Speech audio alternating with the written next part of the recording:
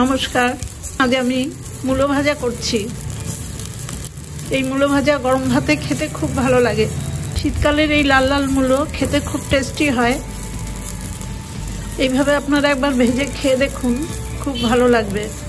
এবার দেখে নেওয়া যাক আমি কিভাবে এই মূলো ভাজাটা করলাম। প্রথমেই কিছু লাল মূলো বাজার থেকে আনার পরে আমি এরকম পরিষ্কার করে ধুয়ে তারপরে ঝিরিঝিরি করে কেটে নিয়েছি।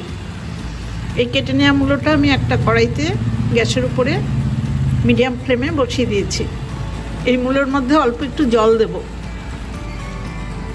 খুব বেশি জল দরকার নেই, মূলোর থেকেও জল বেরোয়। মূলোটা আমি প্রথমেই অল্প করে ভাপিয়ে নেব।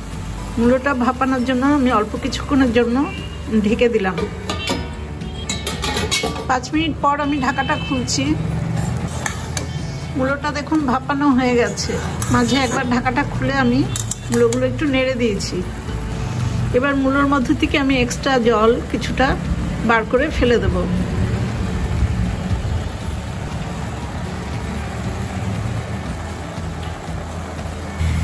এক্সট্রা জল দেখুন বার করে দিয়েছি।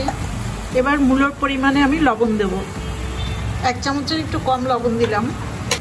এখানে 3/4 চামচ লবণ আছে,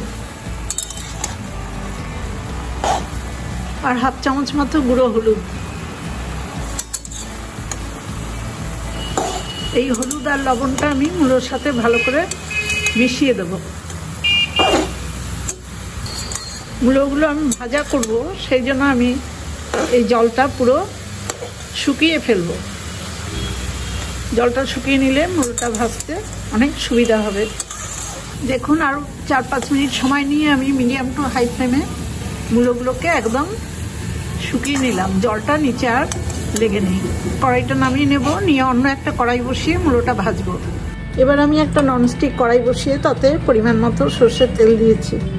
ননস্টিক কড়াইতে মূলো ভাজা করতে অনেক সুবিধা হয়, কারণ মূলো ভাজতে গিয়ে কিন্তু লেগে যায়। প্রথমে আমি একটা শুকনো লঙ্কা ভাজবো। এই শুকনো লঙ্কার সাথে দেখুন 1 মুঠো ছোট বড়ি। এই বড়িগুলো বাজারে কিনতে পাওয়া যায়, এগুলো ভাজা খাওয়ার জন্যই এই বড়িগুলো তৈরি হয়। লো টু মিডিয়াম আঁচে বড়িটা ভাজছি, কারণ বড়িটা খুব তাড়াতাড়ি ভাজা হয়ে যাবে। আঁচ বেশি থাকলে কিন্তু বড়িটা পুড়ে যাবে। বড়িগুলো ভাজা হয়ে যাচ্ছে। এই বড়িগুলো এখন আমি তুলে নেব। বড়ি ভাজা নামিয়ে নেওয়ার পর আমি আবার অল্প তেল দিয়ে দিয়েছি কড়াইতে। এবার ফোড়নে 1/2 চামচ কালো জিরে দিলাম। ফোড়নটা দেখুন ভাজা হয়ে গেছে। এবার আমার মূলোগুলো এর মধ্যে দিয়ে দেবো।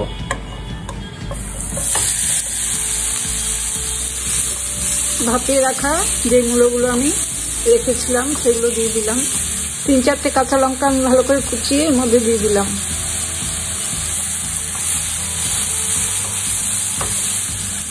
মিডিয়াম টু হাই ফ্লেমে মূলোটা নেড়ে নেড়ে ভালো করে ভেজে নেব। মূলো ভাজতে কিন্তু সময় লাগে। এখন মূলোটা যতগুলো মনে হচ্ছে ভাজার পরে কিন্তু অনেক কমে যাবে। মিডিয়াম টু হাই ফ্লেমে আমি 10 থেকে 12 মিনিট পর্যন্ত এভাবে নেড়ে নেড়ে ভেজে নিলাম মূলোটা। মূলোর গায়ে দেখুন যখন লাল লাল একটু দাগ ধরবে আর একদম শুকনো হয়ে যাবে মূলোটা, তখন বুঝবে মূলোটা ভাজা হয়ে গেছে। এবার গ্যাসের ফ্লেমটা অফ করে দিয়ে আমি এই মূলো ভাজাটা একটা প্লেটে সার্ভ করে দেব। মূলো ভাজাটা দেখুন একটা প্লেটে সার্ভ করে দিচ্ছি।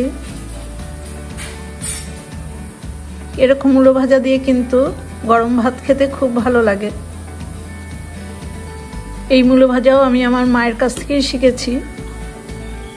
এবার উপরে লঙ্কা ভাজাটা দেব।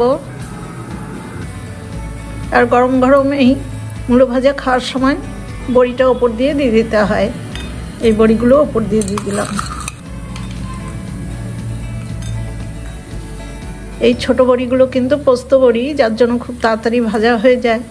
মূলো ভাজার মধ্যে যদি আগেই দিয়ে দিই তাহলে এই বড়িগুলো একদমই গলে যাবে। এয়ারটাইট কন্টেনারে রাখলে পরে খাওয়ার সময় নিলে খুব মুচমুচে থাকে এবং খেতেও খুব ভালো লাগে। আমার এই রেসিপিটা দেখে যদি আপনাদের ভালো লাগে তাহলে একটা ছোট্ট লাইক আর শেয়ার করে দেবেন। সবাই খুব ভালো থাকবেন, সুস্থ থাকবেন। ধন্যবাদ।